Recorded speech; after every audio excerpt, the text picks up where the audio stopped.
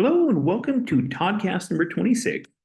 I'm going to cover enantiomers and diastereomers, which are just subgroups of optical isomers, and go into a little bit of uh, detail why they're important in terms of what we get when we do organic synthesis, um, how important they are in biology.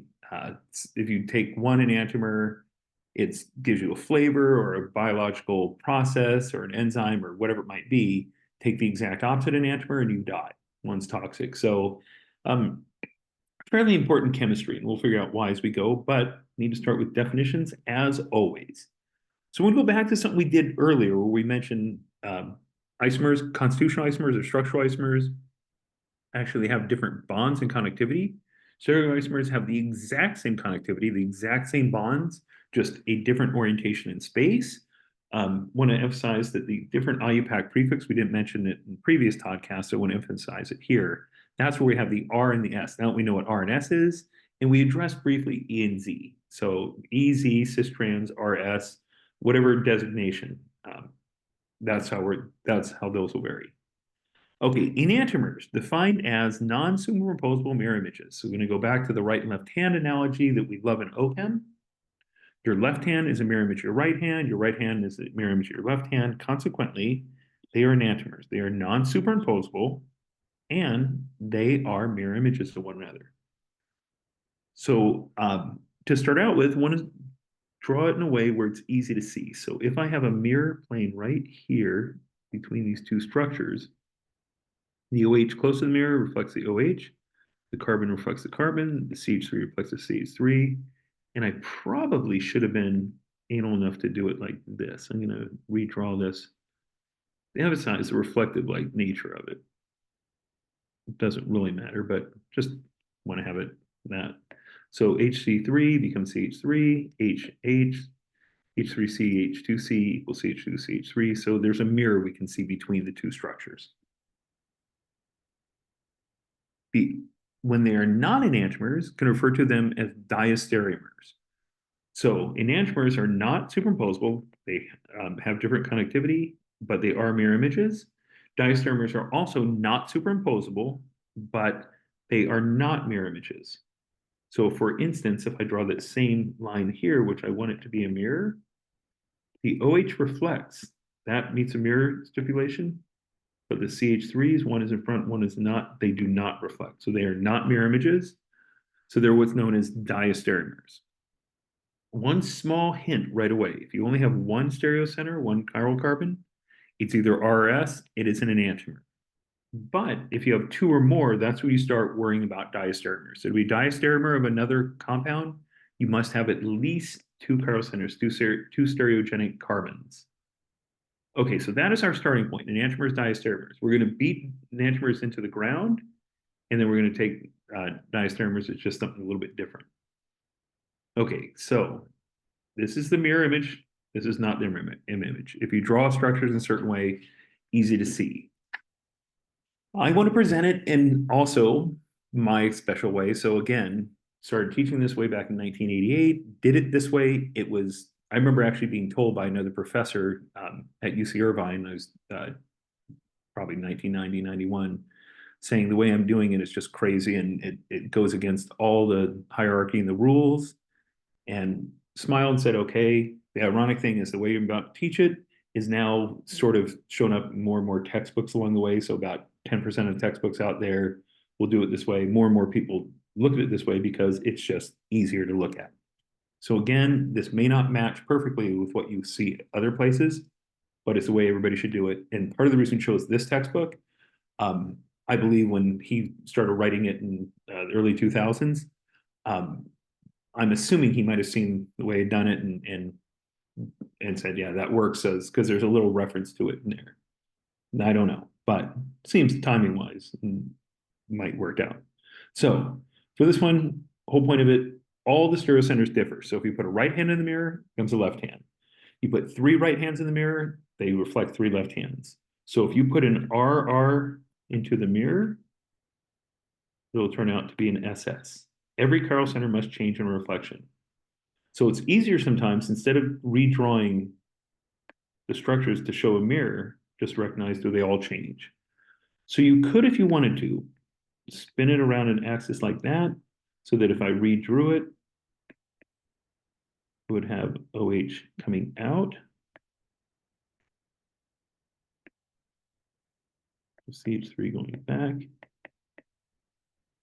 And you would be able to see the mirror plane between those two. Redrawing it does work, absolutely. That's why most people will teach it. I want to teach it differently and say, anytime you have two substituents change their position, the chiral center changes. So H is in back, the H is now in front. So that chiral center changed. That's a delta. H is in front, H is now in back. That chiral center, I just butchered that. I'm going to redraw that.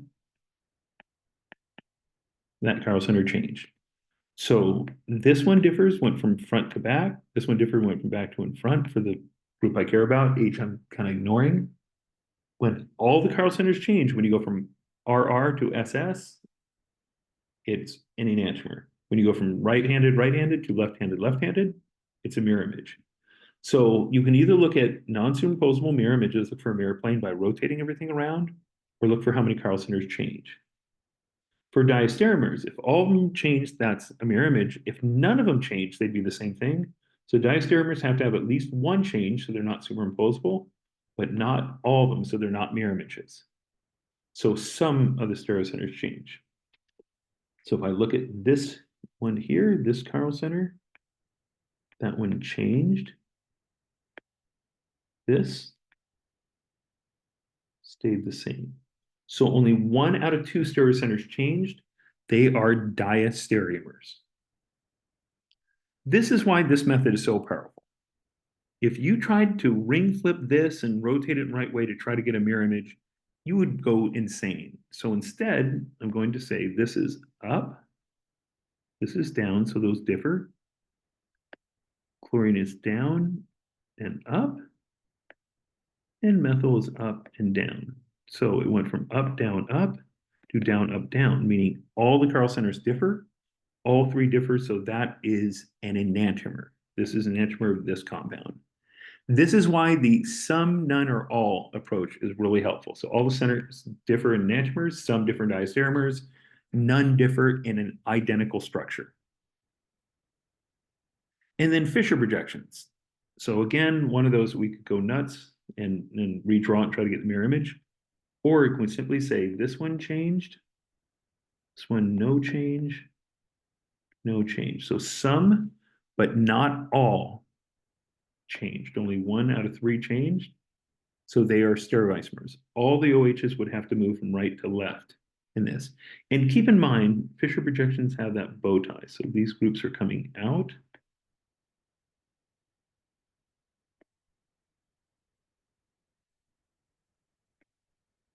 So chiral center had to change because of that. Okay, so the some, none, and all method, absolutely recommended. So when you have multiple chiral centers, that's when you start to worry about enantiomers versus diastereomers. If there's one chiral center, it can only be enantiomers. So seen with one, it's either RRS. When you have 2, again, as I mentioned previously, it could be RR, RS, SR, and SS. So there's an initial equation I'll give. I'm going to make some small change once we introduce one more thought, but for now, because each chiral center has the possibility of 2 outcomes, 2 to the n. So if you have 4 chiral centers, let's say I have some compound like this, I have an OH, I have a CH3, I have an H, and over here, let's say I have an OCH3 and NH2.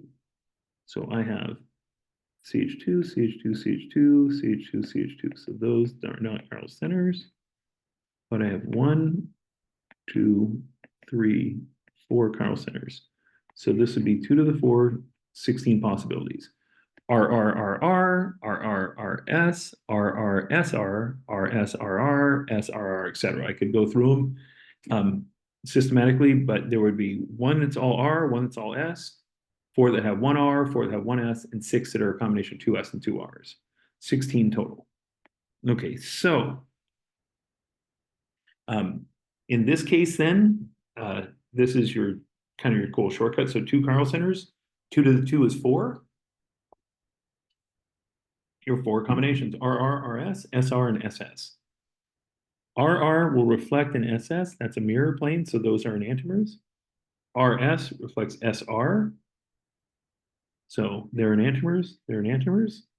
But if I try to do RR and SR, only one out of the two, not mirror plane, or no mirror. RS and SS, no mirror, so the mirror would be gone. So those then are diastereomers. They are not enantiomers. So I'm going to say they are not enantiomers, but we know that that would mean are not enantiomers would be diastereomers. Not enantiomers, diastereomers. Okay, so time to look at these things a little more carefully. So enantiomers, non-superimposable mirror images, they're reflections of one another. They exhibit the same physical properties. Diastereomers, on the other hand, differ slightly. So they don't pack quite the same.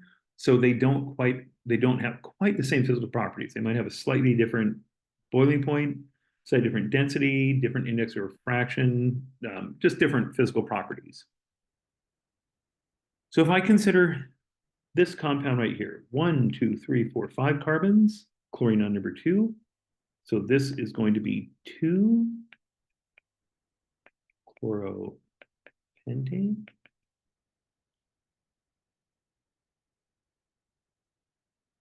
The mirror image would be same thing, 2 chloropentane, except now it'd be 1, 2, 3 R. This would be 1, 2, 3 S. So the R and the S have opposite physical properties. So whatever this boiling point is for this one, same boiling point for this pure one. We're going to learn what happens when we mix them together, how they interact. Want to give you this thought, and I'm going to hopefully ingrain it early on. But if you take your right and left hand and try to thread your fingers together, like hold your hands together, and if you've done this, right and left pack perfectly. So for whatever reason, R can interact with S better than R can interact with itself, better than S can interact with itself. So pure R has the same melting point as pure S, but if you have a 50-50 SR mixture, it actually has a higher melting point because they interact better. It actually ends up being a little more dense, actually has a slightly higher boiling point. So when we talk about this, enantiomers, pure R and pure S will have the same physical properties, but when it's an RS mixture, that combination actually has a slightly different behavior, which is why a lot of times if you see synthetic drugs, synthetic materials, a lot of times you'll see them 50-50 when you purchase, let's say, whatever it might be, some protein or some amino acid that you need for dietary reasons. When you do that, you'll notice sometimes it's pure, typically isolated from a plant, very expensive, or it's a 50-50 mixture, something synthesized, and because they stick 50-50, R and S stick so well together, it is really, really hard to get a pure sample. It's actually more natural for it to come 50-50. And then our body can do the selectivity. So drawing enantiomers, want to emphasize something we just did without, and I should have pointed that out earlier probably. But if I have this with a CH3, two CH2, CH3, a methoxy and an H, priority will be 1, 4, 3, and 2. So this will be 4 and back, so that's an S. Anytime I switch two things, I'm going to keep my methyl in the same spot and my propyl in the same spot. But these two groups, H is going to come in front, OCH3 is going to go in back. So now I've inverted them. So now I have 1 and 4. So 4 is in front. So because 4 is in front, this just became R. Anytime I change two substituents, the stereocenter changes. So if two things switch, like we did, If three things switch, it's rotation, but when any two change, you have enantiomers. So I want to do this quickly and see what we can get comparing these. So I have four choices here. For these, I want to figure out which one more specifically are enantiomers. And could be diastereomers. We'll consider that possibility as well. But for the first one, the I and the H have changed position. The ethyl and the methyl stayed the same, so two changes. So therefore, they are enantiomers. Okay. Next one. The H and the ethyl stayed the same spot, but the C3 and the OH have changed, so two changes. They are enantiomers. And that's only because there's one chiral center in these, I should emphasize. Stereoisomers more generically speaking, but because there's one chiral center, they are specifically enantiomers. In the next structure, the Br is changed, the Cl is changed, the CH3 is also changed. So three, they're the same. They're just rotated. And then finally, last but not least, we have H in the same spot, but the ethyl has changed, the chloromethyl has changed, and the Cl has stayed the same. My screen is jacked up, so I do sincerely apologize. So let me just make note. I so apologize for that. But H and Cl in the same spot. The chloromethyl and the ethyl have changed. So two changes. So those are enantiomers. Fairly simple, fairly easy to solve. Okay, so properties of enantiomers. As mentioned, enantiomers. So in this case, we have the 1, 2, 3. So this is the R. We have 1, 2, 3, but H is in front, so S. Boiling points, they're the same. Slight difference, just in experimental measurement, but pretty much the same. Density, those are essentially the same. That's an error within, I guess, lab skills. This one is precise. This is one that we measure. So the alpha D, you're going to see this term. So introducing it for the very first time, it is how it interacts with plane polarized light. So plane polarized light comes into a pure sample of this. It will rotate the light 13.52 degrees if I have 1 gram per 100 milliliters in solution concentration, and the tube is 1 decimeter in length. So over a specific distance and specific concentration, it'll rotate it counterclockwise 13.52, whereas this one rotates it clockwise. So as we mentioned earlier, this is an L, this is a D because of the rotation, the direction of the rotation. Dextrorotatory, clockwise rotation of light, lever rotatory, negative rotation of light. Okay, diastereomers. Not enantiomers, when they're not enantiomers and not identical, by default, they become diastereomers. So diastereomers kind of are the unloved one, if you will. They're not superimposable, which means they're not mirror images, which means some but not all chiral centers change. So you must have at least a minimum of 2. So I like the Fisher projections because they're easy to see when H and Cl switch. That one changed. The OH switched. The Br, no switch. So some, not all, differed. So I'm going to clear my thing and let their picture kick in. So that one changed. Reflected center, that one changed, reflected center. That one did not change, not reflected. 2 out of 3, diastereomers. They have different boiling points, different melting points, not by much, but they will be different. And they will rotate light different magnitudes. You won't have a plus minus relationship. Last but not least, for compounds that fall in this category, there's a specialty group called meso compounds. As we saw with the racemic mixture, when a solution is half R and half S, which we haven't actually seen, but we will. I alluded to it when I was talking about when it's pure S and pure R, it doesn't bind together as when it's 50-50 RS. Racemic mixture is defined as a 50-50 RS mixture. So that's that one where they bind and stick together really, really well. So we saw a racemic mixture, 50% S, 50% R. When it's half and half, it is optically inactive. The R cancels the S. Okay, so with that concept, a meso compound is kind of like having R and S built into the same structure. So if one R enantiomer in 50% concentration and one S enantiomer in 50% concentration can cancel so it doesn't rotate plane polarized light, then meso compounds can do it as well. So one side is a mirror image of the other, just like enantiomers and R is a mirror image of an S.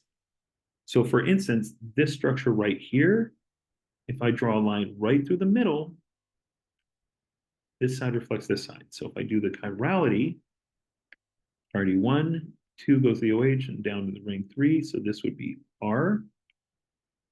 And this one, priority 1, priority 2 goes to the other side, the ring side going that way. So this would be S. They're identical on each half. So this R will cancel this S, have 0 rotation. Other side over here, you have this center right here. So if the H is pointing down, if I did priorities 1 on top, I'd be going, if I put my thumb down, it would be a, let's see how this would work. If my thumb is down, 4 is here, top priority would go in front, so this would be a left hand, so this would be S that would be doing it. And then on this side, my thumb would be down, my fingers up, and it would curl, so this would be an R center on that one. So remember the phrase, meso inactive. I just sit around and study all the time. I don't do much of anything. So therefore, I'm learning my OChem really, really well because I'm living my OChem. Meso inactive. Meso compounds are optically inactive. One side cancels the other. So what that means is your alpha D equals 0 degrees. Does not rotate plane polarized light. Fun fact, this D has absolutely nothing to do with D or L designation in terms of stereochemistry. It has to do with the fact that it's a sodium lamp. So for whatever reason, years and years ago, when they categorized different lights we could use, you want to use one wavelength. If you choose a different wavelength, it actually interacts differently, so rotations differ. So this emphasizes that we're using a 589 nanometer light to get the 0. But the key thing, one half rotates it one way, the other opposite way, and it cancels. Meso inactive. And one of the funnier things I've seen, one of our TAs from the last few years, who was had for a while and since graduated, drew a picture of miso soup. And I'm going to change it slightly to from what he had.